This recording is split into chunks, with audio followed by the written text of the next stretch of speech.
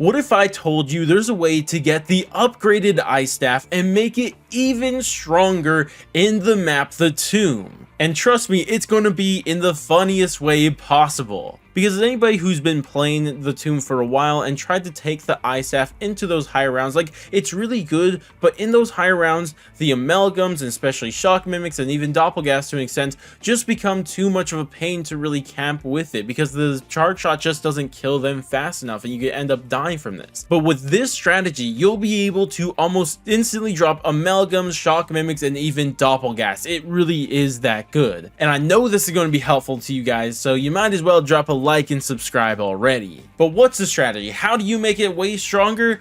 And trust me, this sounds ridiculous, but what you need to do is actually buy the hand cannon score streak. It could be something else, but the hand cannon is definitely the best one. And all you have to do is just get your ice staff, shoot a charge shot, and immediately after shooting it, swap to your hand cannon. And then for some reason, your staff will be doing way more damage, and you're instantly dropping amalgams infinitely. It doesn't matter how high the rounds are. Same thing for shock mimics and doppelgas. It is super weird, but it is hilarious to see nonetheless. And my favorite thing about this is that this isn't anything new for the ice staff. This actually worked in Black Ops 2 Origins also, because in that game, if you shot a charge shot and then immediately swap to your claymore, the charge shot for some reason would just do way more damage. And it's that exact same thing coming back into the map The Tomb, except you're now using a hand cannon instead of a claymore. And I just think it's really cool that that's brought back. And obviously you guys want to use this, especially for your high round runs. That's what I see mainly people use it for.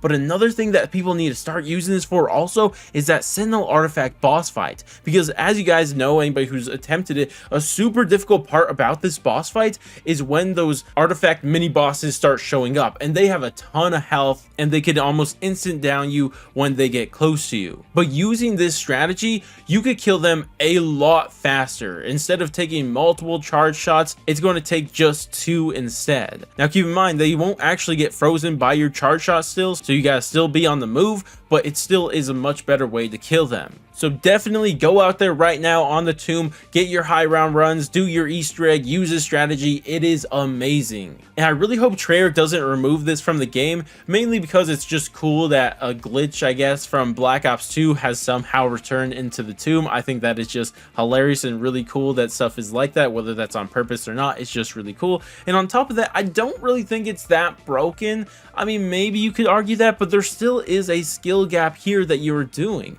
because especially if you're doing those high round runs, you have to make sure you are going to be activating your hand cannon at the right time when those mini bosses show up. And on top of that, if you don't swap back to your staff and have a charge shot ready, you could easily get overwhelmed by zombies again. It's not like this is just super easy to do. There's still a skill gap here.